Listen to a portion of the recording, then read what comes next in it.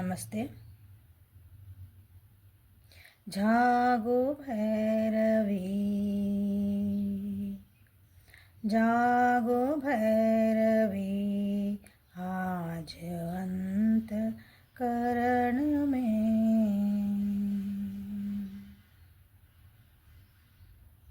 हिया में सदा राज, जीवन मरण में। जागो भैरवी, आज अंत करण में। जय भैरवी देवी गुरुभ्यो नमः श्री। ಆ ದೇವಿ ಎಲ್ಲರಿಗೂ ಬೆಳಕು ಕೊಡಲಿ ಜೀವನದೊಳಗೆ. ನಿಮ್ಮ ಯಾವ ಪರಿಸ್ಥಿತಿ ಒಳಗದಿರಿ, ಯಾವ ದಾರಿ ಒಳಗೆ ಹೋಗ್ತಿದ್ದೀರಿ, ಅಲ್ಲಿ ನಿಮ್ಗೊಂದು ಕರೆಕ್ಟಾದ ಗೈಡೆನ್ಸ್ ದಾರಿಗಳು ಕಾಣಕ್ಕೆ ತಾಯಿ ಆಶೀರ್ವಾದ ಇರಲಿ ಅಂತ ಇವತ್ತಿನ ರೀಡಿಂಗನ್ನು ಪ್ರಾರಂಭ ಮಾಡೋಣ. ಜೀವನದಾಗ ಏನೇ ಬರಲಿ, ಕಷ್ಟ ಬರಲಿ ಸುಖ ಬರಲಿ, ಎರಡೂ ಸಮ ತೊಗೊಳೋದು ರೂಢಿ ಮಾಡಿರಿ. ನಿಮ್ಮ ಜವಾಬ್ದಾರಿಗಳನ್ನು ನೀವೇ ತೊಗೊಳೋದು ಸ್ಟಾರ್ಟ್ ಮಾಡಿರಿ. ಮಕ್ಕಳಿದ್ರೆ ಮನೆಯೊಳಗೆ ಮಕ್ಕಳಿಗೂ ಈಗಿಂದನೇ ಅವ್ರವ್ರ ಜವಾಬ್ದಾರಿಗಳನ್ನು, ಅವರ ರೆಸ್ಪಾನ್ಸಿಬಿಲಿಟಿ, ಡಿಸಿಷನ್ ಮೇಕಿಂಗ್ ಅವ್ರಿಗೆ ಮಾಡೋದನ್ನು ಈಗಿಂದನೇ ಬಿಡ್ರಿ. ಓಕೆ, ಅದು ನಮ್ಮ ತಂದೆ ತಾಯಿಗೆ ನಮ್ಮ ಕರ್ತವ್ಯ.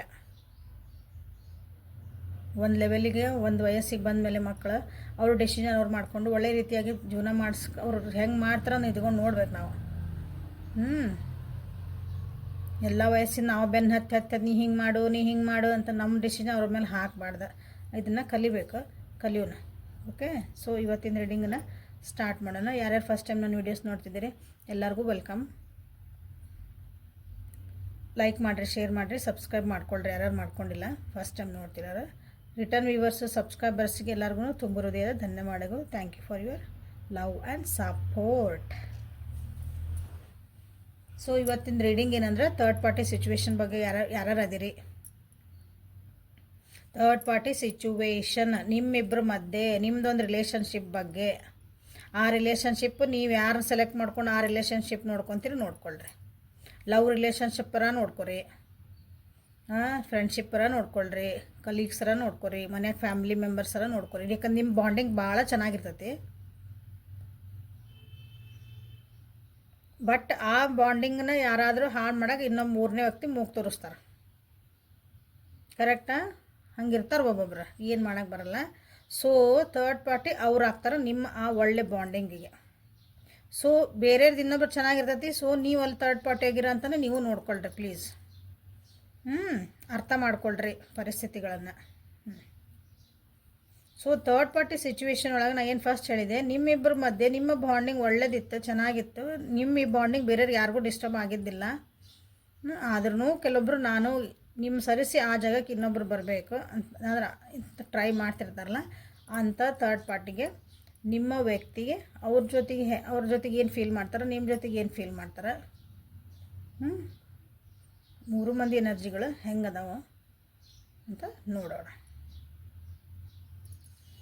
ಓಕೆ, ಯಾವ ಒಂದು ವ್ಯಕ್ತಿ ಬಗ್ಗೆ ನೀವು ನಿಮ್ಮ ಬಾಂಡಿಂಗ್ ಯಾರು ಐತಿ ನೀವು ಸೆಲೆಕ್ಟ್ ಮಾಡ್ಕೋಬೇಕಂದ ಅಂಥದ್ದೊಂದು ಪರಿಸ್ಥಿತಿ ಒಳಗೆ ನೀವು ಅದೀರ ನೋಡ್ಕೊಳ್ರಿ. ಫಸ್ಟ್ ಇಂಥ ವ್ಯಕ್ತಿ ಜೊತೆಗೆ ನನ್ನ ಬಾಂಡಿಂಗ್ ಚೆನ್ನಾಗೈತಿ. ಸೊ ಈಗ ಇವ್ರು ಬಂದಾರ ಅಡ್ಡ ನನಗೆ, ಇವ್ರು ಬಂದ ಮೇಲೆ ನಮ್ಮದು ರಿಲೇಷನ್ಶಿಪ್ಪಿಗೆ ಅಥವಾ ನಮ್ದು ಈ ಬಾಂಡಿಗೆ ನಮ್ಗೆ ಅಡ್ಡ ಆಗ್ತಾ ಐತಿ. ನಮ್ಮಿಬ್ಬರು ಅಂದರೆ ನಿಮ್ಮ ವ್ಯಕ್ತಿದ ನಮ್ಮ ಬಾಂಡಿಂಗ್ ನಮ್ದು ಹಾಳಾಗ್ತಾ ಐತಿ ಅಂತ ಎಲ್ಲ ಅನ್ನಿಸ್ತಾ ಐತಲ್ಲ. ಸೊ ಅವ್ರು ಬಂದರು ಥರ್ಡ್ ಪಾರ್ಟಿ ನಿಮಗೆ ಆಗ್ತಾರೆ. ಸೊ ಹಂಗೆ ಯಾರ್ದಾರು ಒಳ್ಳೆ ಬಾಂಡಿಂಗ್ ಒಳಗೆ ನೀವು ಹೋಗಿರಾ, ನಿಮ್ಮಿಂದ ಅಲ್ಲೊಂದು ರಿಲೇಷನ್ಶಿಪ್ ಹಾಳಾಗ್ತಾ ಐತಂದ್ರೆ ಸೊ ನೀವು ಅವ್ರಿಗೆ ಥರ್ಡ್ ಪಾರ್ಟಿ ಆಗ್ತೀರಿ. ವಿಚಾರ ಮಾಡಿರಿ ಇದ್ರ ಬಗ್ಗೆ.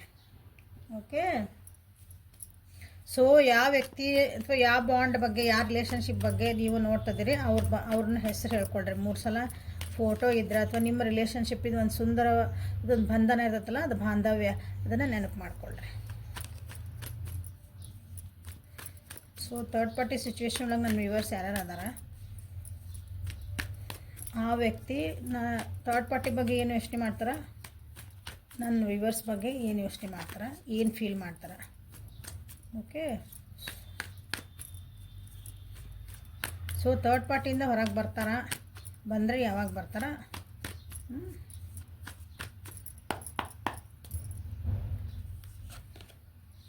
ಇದು ನಿಮ್ಮ ವ್ಯಕ್ತಿದ.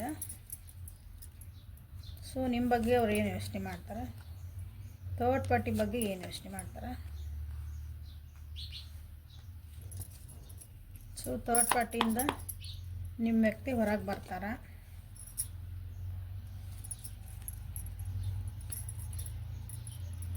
ಸೊ ಬಂದರೆ ಯಾವಾಗ ಬರ್ತಾರೆ?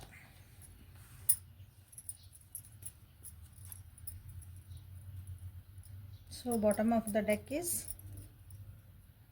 The magician.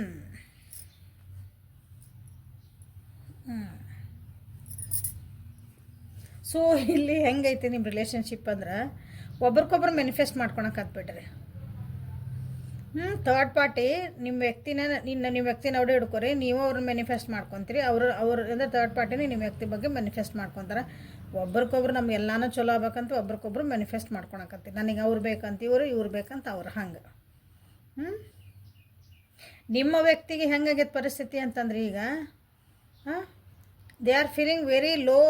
ಅಂದರೆ ಅವ್ರ ಎನರ್ಜಿ, ನಂದೆಲ್ಲ ಎನರ್ಜಿ ಹೋಗೇ ಬಿಟ್ಟೈತಿ. ಕೆಲವೊಬ್ರಿಗೆ ಆರೋಗ್ಯನೂ ಹಾಳಾಗಿರ್ಬೋದಿಲ್ಲ. ಸ್ಟ್ರಾಂಗ್ ಪರ್ಸನ್ ನಿಮ್ಮ ವ್ಯಕ್ತಿ. ನೀವು ಯಾವ ಬಾಂಡಿಂಗ್ ಬಗ್ಗೆ ನೋಡ್ತಿದ್ದಿರಲ್ಲ ಆ ವ್ಯಕ್ತಿ ಭಾಳ ಸ್ಟ್ರಾಂಗ್ ಅದಾರ. ಎಂಥ ಕಷ್ಟ ಬಂದ್ರೂ ಹೆದರ್ಲಾರ್ದಂಥ ವ್ಯಕ್ತಿ ಅವರು. ಬಟ್ ಈ ಪರಿಸ್ಥಿತಿ ಒಳಗೆ ಏನಾಗ್ಯಾರ ಅಂದ್ರೆ ಅವರು ಭಾಳ ವೀಕ್ ಅಂತ ಫೀಲ್ ಮಾಡ್ಕೊತದಾರ. ನನ್ನ ಕೈಯಿಂದ ಏನೂ ಆಗಕತ್ತಿಲ್ಲ, ಈ ಪರಿಸ್ಥಿತಿನ ಸರಿ ಮಾಡ್ಕೋಬೇಕು ಅಂದ್ರೆ ಅಂತ ಹಿಂಗೆ ಇರ್ತದಲ್ಲ, ಅವಾಗ ನನಗೇನೂ ಗೊತ್ತಿಲ್ಲ. ಎಷ್ಟು ನೀವು ಅವ್ರು ನೋಡಿದ್ರೆ ನೀವು ಎಷ್ಟು ಸ್ಟ್ರಾಂಗ್ ಅದಿರಿ, ನೀವೆಲ್ಲನೂ ಎಷ್ಟು ಇಂಥ ಕಷ್ಟನ ನೀವು ಎದುರಿಸಿರಿ, ಬಟ್ ಈಗ ಹಿಂಗೆ ಮಾಡಕತ್ತೀರಿ ಅಂತ ನೀವು ಅವ್ರಿಗೆ ಕೇಳ್ಬೋದು. They are feeling very very very ಒಂಥರ ಹೆಲ್ಪ್ಲೆಸ್ ಅಂತಲೇ ಅನ್ಕೊಂಬಿಡ್ರಿ. ಅದಕ್ಕೆ ಅವ್ರ ಆರೋಗ್ಯನೂ ಸಾಥ್ ಕೊಟ್ಟಿಲ್ಲ ಅನ್ಕೋಬೋದು. ಅಥವಾ ಅವ್ರಿಗೆ ಏನು ಬೇಕಲ್ಲ ಅದನ್ನು ಅವರಿಗೆ ಮ್ಯಾನಿಫೆಸ್ಟ್ ಮಾಡ್ಕೊಳಕ್ಕಾಗಿ ಅವ್ರಿಗೆ ಒಂಥರ ಅದು ಕನ್ಫ್ಯೂಷನ್ ಅವ್ರಿಗೆ ಏನು ಮ್ಯಾನಿಫೆಸ್ಟ್ ಮಾಡಲಿ, ನಿಮ್ಮನ್ನು ಮ್ಯಾನಿಫೆಸ್ಟ್ ಮಾಡಬೇಕು, ಥರ್ಡ್ ಪಾರ್ಟಿ ಮ್ಯಾನಿಫೆಸ್ಟ್ ಮಾಡಬೇಕು, ಬೇರೆ ಏನಾರು ನನಗಿದು ಬೇಕು ಅಂತ ಕೇಳಬೇಕಲ್ಲ ನಾವು ಮ್ಯಾನಿಫೆಸ್ಟ್ ಮಾಡ್ಬೇಕಂದಾಗ. So they are very confused. So ನಿಮ್ಮ ಬಗ್ಗೆ ಏನು ಅನಿಸುತ್ತಿಲ್ಲ ಅಂತಂದ್ರೆ ಅವರಿಗೆ ನೀವು ಯಾಕೋ ಭಾಳ ಸ್ವಾರ್ಥ ಬಿಟ್ಟಿರಿ.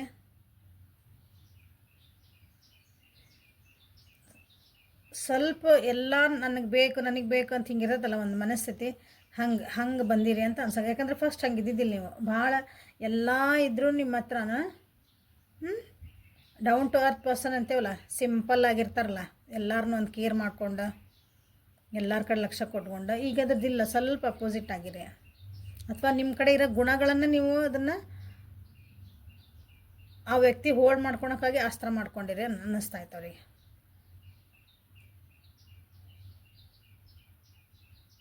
ನಿಮ್ಮ ಸೆಕ್ಯೂರಿಟಿ ನೀವು ನೋಡ್ಕೊತದಿರಿ. ಅಂದರೆ ನಾನೊಂದು ಝೋನ್ ಒಳಗಿರ್ಬೇಕಲ್ಲ, ಒಂದು ಸೇಫ್ ಝೋನ್ ಒಳಗೆ ಹಂಗೆ ಇರೋದು ನೀವು ವಿಚಾರ ಮಾಡ್ತಿದ್ದೀರಿ ಅಂತ ನಿಮ್ಮ ವ್ಯಕ್ತಿಗೆ ಅನ್ನಿಸ್ತಾ ಐತೆ. ಹಂಗೆ ನೀವು ಕೆಟ್ಟಲ್ಲ, ಈಗಿನ ಪರಿಸ್ಥಿತಿಗೆ ನೀವು ಹಂಗೆ ಚೇಂಜ್ ಆಗಿರಿ. ಓಕೆ, ಇಲ್ಲಿ ವ್ಯಕ್ತಿಗಳು ಒಳ್ಳೆಯರು ಕೆಟ್ಟರು ಅಂತ ಎಲ್ಲೂ ಮಾತಾಡೋಂಗಿಲ್ಲ. ಯಾಕಂದ್ರೆ ಪರಿಸ್ಥಿತಿಗಳು ಎಲ್ಲರನ್ನೂ ಹಂಗೆ ಮಾಡಿಸ್ತತೆ. ಸೊ ಥರ್ಡ್ ಪಾರ್ಟಿ ಜೊತೆಗೆ ಅವ್ರು ಏನೈತಿ ಫೀಲಿಂಗ್ ಅಥವಾ ಅದು ಏನು ಅವ್ರದ್ದಂದ್ರೆ ಒಂದು ಬಾಂಡಿಂಗ್ ಇತ್ತು ಅವ್ರು ಚೆನ್ನಾಗಿ, ಬಟ್ ಈಗ ಆ ಬಾಂಡಿಂಗ್ ಇಲ್ಲ. ಅವ್ರಿಗೆ ಗೊತ್ತಿರೋರೇ ಇರಬೇಕು, ನಿಮಗೆ ಗೊತ್ತಿರೋರೇ ಇರಬೇಕು. ಆ ಥರ್ಡ್ ಪಾರ್ಟಿಗೆ ಬಂದಿರೋರು ನಿಮಗೆ ಒಂದು ಹಳೇ ಸಂಬಂಧಗಳು ಅಂತೇವಲ್ಲ, ಹಳೆಯ ವ್ಯಕ್ತಿಗಳ ಹಳೆ ಫ್ರೆಂಡ್ಸ್.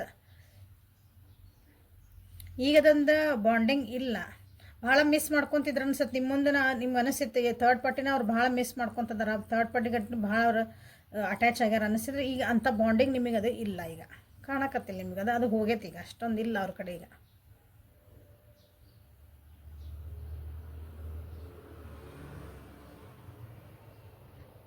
ಸೊ ನಿಮ್ಮ ವ್ಯಕ್ತಿ ಇದನ್ನು ರಿಲೇಷನ್ಶಿಪ್ ಇಟ್ಟು ಬರ್ತಾರ ಅಂತ ಕೇಳಿದ್ರೆ ಎಸ್ ಬರ್ತಾರ. ಬಟ್ ಯಾವಾಗ ಬರ್ತಾರೆ ಅಂದರೆ ಅವ್ರಿಗೆ ಅಲ್ಲೇ ಗೊತ್ತಾಗ್ತಾ ಐತಿ, ಅಲ್ಲೊಂದು ಅವರಿಗೆ ಮೋಸ ಮಾಡಿದ್ರೆ ಅವ್ರಿಗೆ ಅಲ್ಲೊಂದು ಚೀಟಿಂಗ್ ಆತು ನನ್ನ ಜೀವನದಾಗ. ಅಥವಾ ಅವ್ರು ನಿಮ್ಮನ್ನು ಬಿಟ್ಟು ಹೋಗಿದ್ದಕ್ಕೆ ಅಥವಾ ಅಂದರೆ ನಿಮ್ಮಿಬ್ಬರ ನಡುವೆ ಇನ್ನೊಬ್ರನ್ನ ತಂದಿದ್ದಕ್ಕೆ ಅವರ ಕಾರಣ ಅಲ್ಲ. ಈಗ ಅದ್ರದ್ದು ಎಲ್ಲ ಪರಿಸ್ಥಿತಿಗಳನ್ನು ಒಂದು ಅಪಾಲಜಿ ಕೇಳಬೇಕಂತ ಒಂದು ಪರಿಸ್ಥಿತಿ ಬರ್ತೈತೆ, ಆವಾಗ ಅವರು ಬರ್ತಾರೆ. ಯಾಕಂದರೆ ಡಿವೈನ್ ಟೈಮಿಂಗ್ ಎಲ್ಲ ಇವು ಕ್ವಿಕ್ ಐತಿ. ಮ್ಯಾಜಿಷಿಯನ್ ಕಾರ್ಡ್ ಬಂದಿರೋದ್ರಿಂದ ಸೊ ಕ್ವಿಕ್ ಎನರ್ಜಿ ಐತೆ, ಅಂದರೆ ಆದಷ್ಟು ಬೇಗನೆ ಆಗ್ತತಿದೆ. ಬಟ್ ಅಲ್ಲಿ ನ್ಯಾಯಗಳ ಸಿಗಬೇಕು. ಜಸ್ಟಿಸ್ ಕಾರ್ಡ್ ಬಂದೈತಲ್ಲ. ಸ್ವಲ್ಪ ಇಲ್ಲೇ ಕಾರ್ಮಿಕ್ ಕನೆಕ್ಷನ್ಸ್, ಕಾರ್ಮಿಕ್ ಲೆಸನ್ಸ್ ನೀವು ಕಲಿಯೋ ಮಟ್ಟನೂ ಇದು ಆಗಲ್ಲ. ಕಾರ್ಮಿಕ್ ಲೆಸನ್ಸ್ ಅಂದ್ರೆ ನನ್ನ ಜೀವನದಾಗ ನಾವು ಏನು ಮಾಡ್ತಿದ್ದೀನಿ, ಸರಿ ನಾವು ತಪ್ಪು, ಕೆಲವೊಂದು ಕರ್ಮ ನಾವು ಬಂದುಬಿಟ್ಟಿರ್ತಾವೆ. ನಾವು ಒಳ್ಳೇದು ಮಾಡಿದ್ರೆ ಒಳ್ಳೇದು ರಿಟರ್ನ್ ಆಕತಿ, ಕೆಟ್ಟದ್ದು ಮಾಡಿದ್ರೆ ಕೆಟ್ಟದ್ದು ರಿಟರ್ನ್ ಆಕತಿ. ಹೌದಾ? ಕೆಸರನ್ನ ಕಲ್ಲು ಹೋಗೋರು ನಮಗೆ ಕೆಸರು ಸಿಡಿತೈತಿ. ಕರೆಕ್ಟ್ ಹಂಗೆ ಇಲ್ಲೇ ಕಾರ್ಮಿಕ್ ಲೆಸನ್ಸನ್ನು ನೀವು ಕಲಿಯೋ ಮಟ್ಟನ ನಿಮ್ಮದು ಈ ಬಾಂಡಿಂಗ್ ಸರಿ ಆಗಲ್ಲ. ಸೊ ಡಿವೈನ್ ಟೈಮಿಂಗ್ ಬೇಕೇ ಬೇಕಿಲ್ಲ.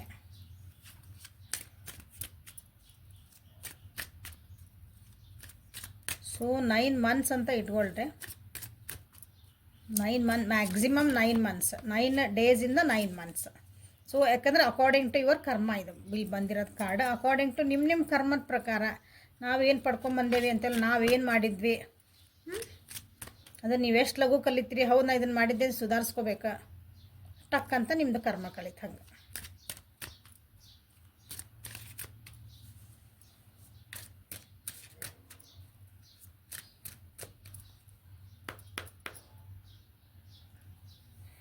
So third party.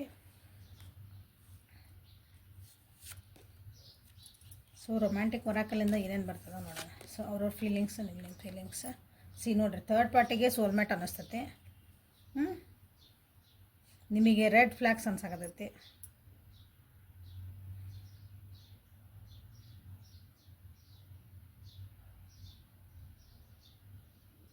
ನಿಮ್ಮ ವ್ಯಕ್ತಿಗೆ ಅನ್ನಿಸ್ತೈತಿ ನಿಮ್ಮ ಬಗ್ಗೆ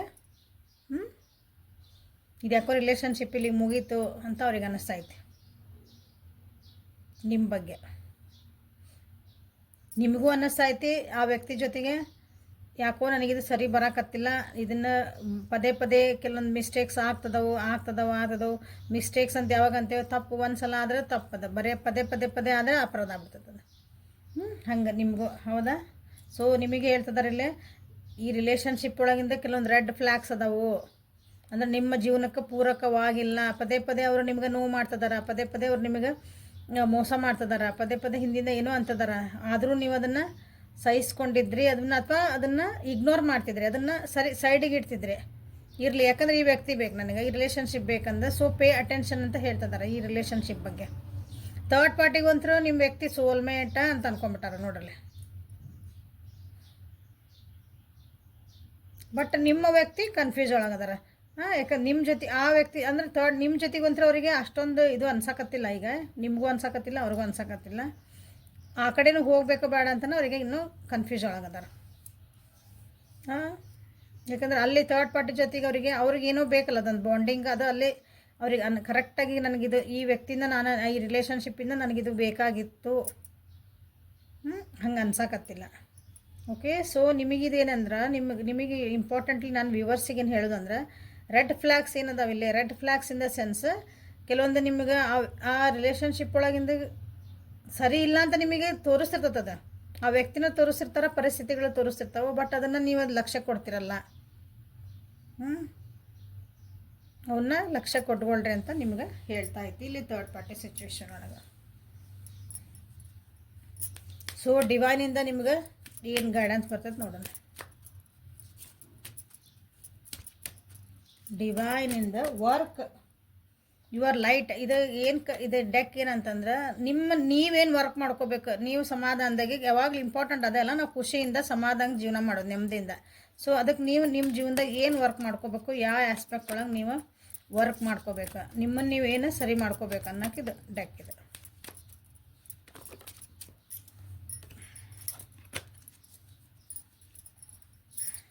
ಬ್ಯೂಟಿಫುಲ್ ಅಂದರೆ ಬ್ಯೂಟಿಫುಲ್ ಆದಂಥ ನಿಮಗೆ ಗೈಡೆನ್ಸ್ ಸಿಗ್ತಾ ಇದ್ರಾಗ ಬಂದಿದ್ದ ಗೈಡೆನ್ಸ್ ನೀವು ಫಾಲೋ ಮಾಡಿದರೆ ಸಾಕು, ನಿಮ್ಮ ಜೀವ ನಿಜವಾಗ್ಲೂ ಎಂದು ಮುಂದೆ ನಿಮಗೆ ನೆಮ್ಮದಿಯಿಂದ ಇರ್ತೀರಿ.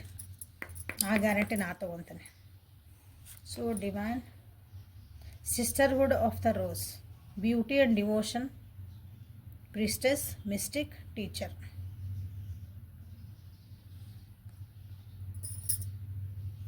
ಮೆಡಿಟೇಷನ್ ಮಾಡಿರಿ. ನಿಮ್ಮ ಕಡೆ ನೀವು ನಿಮ್ಮ ಇನ್ನರ್ ಬೀಯಿಂಗಿಗೆ ಲಕ್ಷ್ಯ ಕೊಡ್ರಿ ಅಂತ ಹೇಳ್ತಿರೋದು.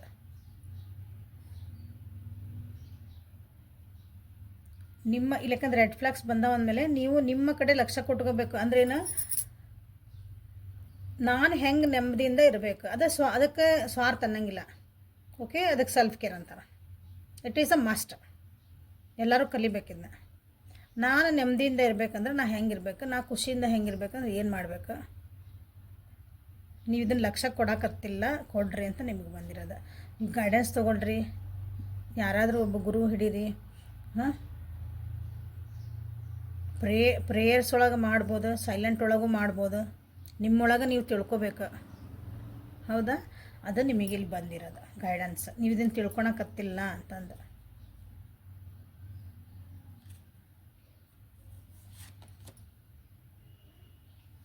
ಪ್ಲೀಡೀಸ್, double mission, channeling and uplifting humanity.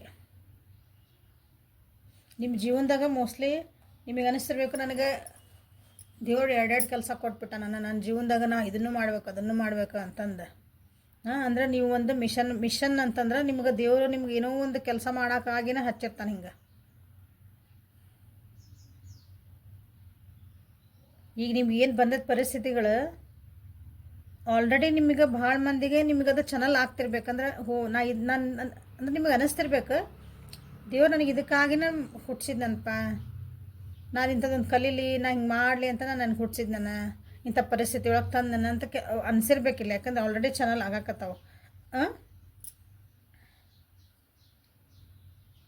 ನಿಮ್ಮಿಂದ ಏನೋ ಒಂದು ಹೆಲ್ಪ್ ಆಗೋದೈತಿ ಸೊಸೈಟಿಗೆ ಅಥವಾ ಯಾರಿಗೋ ಒಬ್ಬರಿಗೆ, ಹ್ಯುಮ್ಯಾನಿಟಿಗೆ.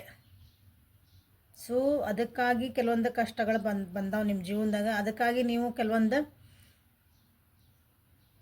ಪರಿಸ್ಥಿತಿಗಳನ್ನು ನೀವು ಎದುರಿಸಲೇಬೇಕಾಗ್ತತಿ. ಇಂಥದ್ದು ಬಂದೈತಿ. ಸೊ ಈಗ ಕೂತ್ಕೊಂಡು ಅದ್ರ ಬಗ್ಗೆ ವಿಚಾರ ಮಾಡ್ಕೊಳ್ರಿ, ನನ್ನ ಜೀವನ ಏನು ಬಂತು, ಇದು ಟೈಮ್ ನಿಮ್ಗೆ ಹೈ ಟೈಮಿಗಿದೆ, ನಾನು ಜೀವನದಾಗ ಏನೇನೇನೇನೇನು ಮಾಡ್ಕೊಂಡು ಬಂದೆ. ಸೊ ಎಲ್ಲೆಲ್ಲಿ ತಪ್ಪಿದೇನಲ್ಲ, ನನಗೆ ಏನು ಬಂತು, ನಾ ಏನು ಕಲಿತೆ, ತಪ್ಪು ಒಪ್ಪು ಅಲ್ಲೆಲ್ಲ ಎಲ್ಲನೂ ಒಂದು ಲೆಸನ್ನೇ ಇಲ್ಲ. Mintakan, longing for home, belonging and the original light workers, brightening a new age. ಹೊಸ ವ್ಯಕ್ತಿ ಆಗಲೇಬೇಕು. ನೀವು ಥರ್ಡ್ ಪಾರ್ಟಿ ಅಥವಾ ರಿಲೇಷನ್ಶಿಪ್ ಒಳಗೆ ನೀವು ಭಾಳ ಸಿಕ್ಕಾಕೊಂಡಿರೋ ಅನಿಸ್ತತಿ. ನಿಮ್ದು ಅದು ಇರಲಿಕ್ಕಿಲ್ಲ ನಿಮ್ಮ ಉದ್ದೇಶ. ಅಂದರೆ ಈ ವ್ಯಕ್ತಿಗಾಗಿನೇ ನಿಮ್ಮದು ಎನರ್ಜಿ ಹಾಕೋದು, ಈ ವ್ಯಕ್ತಿಗಾಗಿನೇ ನಿಮ್ಮದು ಎಲ್ಲ ಟೈಮ್ ಕೊಡೋದು. ಸೊ ಇದು ನಿಮ್ಗೊಂದು ಜೀವನದಾಗ ರೆಡ್ ಫ್ಲ್ಯಾಗ್ ಅನಿಸ್ತೈತಿ. ಸೊ ಅಂದರೆ ಅದನ್ನು ಬಿಟ್ಟು ನೀವು ಬೇರೆ ಕಡೆ ಲಕ್ಷ್ಯ ಕೊಡ್ಬೇಕು. ನಿಂದು ಬೇರೆ ಐತಿಲ್ಲ ಕೆಲಸ, ನಿನ್ನ ಜೀವನದಾಗ ರೆಸ್ಪಾನ್ಸಿಬಿಲಿಟೀಸ್ ಬೇರೆ ಅದಾವು, ಅದನ್ನು ಕಡೆ ಲಕ್ಷ್ಯ ಕೊಡ್ರಿ ಅಂತ ಬಂದಿರೋದು. ಇದು ಇಂಪಾರ್ಟೆಂಟಾಗಿ ಬಂದಿರೋದು. ನೀವು ಅಂದರೆ ತಪ್ಪು ಕಡೆ ನೀವು ಡೈರೆಕ್ಷನ್ ಒಳಗೆ ನೀವು ನೋಡ್ತಿದ್ದೀರಿ. You are knocking the wrong door.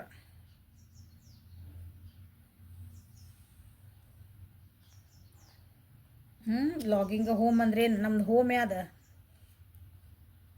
ಅಲ್ಲಿರುವುದು ನಮ್ಮ ಮನೆ, ಇಲ್ಲಿರುವೆವು, ಇಲ್ಲಿ ಬಂದೆವು, ಸುಮ್ಮನೆ. ಕರೆಕ್ಟಾ?